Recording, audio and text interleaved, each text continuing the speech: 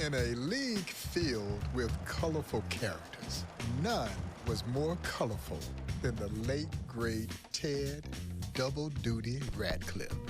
How long do I have to wait for you, honey, before a girl like Double Duty earned his nickname when the great sports writer Damon Runyon saw Duty catch a Satchel Paige shutout in the first game of a doubleheader, and then Duty took off his catcher's gear and took the mound and threw a shutout in the second game of the doubleheader. And Runyon said he was worth the price of 2 admissions. He was nicknamed Double Duty from that day on, and behind the plate he was masterful. As a matter of fact, he would inscribe on his chest protector, "Thou shalt not steal." Duty was an outstanding catcher. He knew how to handle his pitches, and of course, he gave them heck around the plate. He was always a chatterbox, so he's talking to the opposing hitters. He's doing everything that you could to distract them. Now, he had some moxie and some confidence, but he also had an arm to back it up. And Duty was an outstanding pitcher who threw hard, had a tremendous repertoire of pitches that he leaned on as well. Double Duty is one of those great two-way stars of the Negro League. ooh, baby, tell me how long do I have to wait for you? It's not a coincidence that Double Duty Radcliffe played on 3 of the greatest teams in black baseball history in 3 consecutive years. When he was traded to the St. Louis Stars in 1930, it led to his breakout year as a pitcher, as a catcher, as well as a hitter.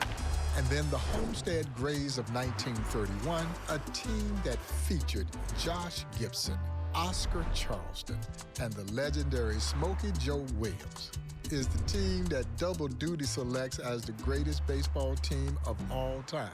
And you know what? Few would argue with that assessment. And finally, with the Pittsburgh Proppers of 1932. Double Duty was part of some of the most legendary teams in Negro League's history.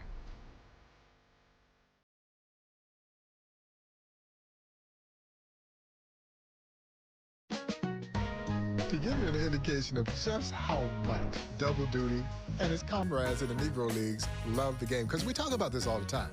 They played for the love of the game, and they absolutely loved the game. Number one, they had to love it in order to endure the things that they had to endure. But when you talk to them, they wanted you to know about the joy that they had playing this game. And so one of my favorite quotes from Ted Double Duty Radcliffe is highlighted in the Negro Leagues Baseball Museum, and it essentially says that every 4th of July, we would play 4 games. He would catch 2 and pitch 2 and sleep 35 minutes in between games.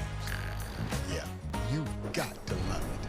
If I got it, baby, your love brought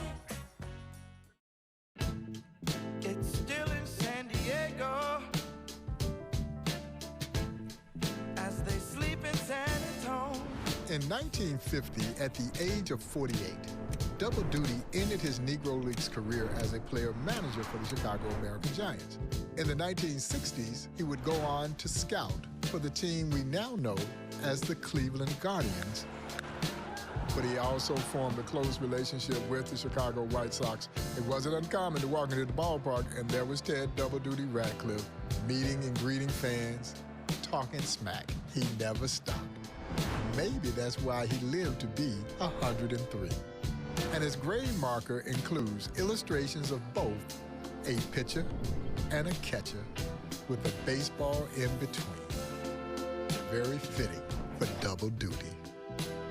And as the Negro League Baseball Museum's late chairman Buck O'Neill would say, Double Duty was a great catcher who threw hard, was an outstanding pitcher, and he was a wonderful contributor to this game. And if Buck O'Neill says you should be in the Hall of Fame, that's all that matters to me. I fully concur that Ted Double Duty Radcliffe should be in the National Baseball Hall of Fame, and I hope it happens sometime soon.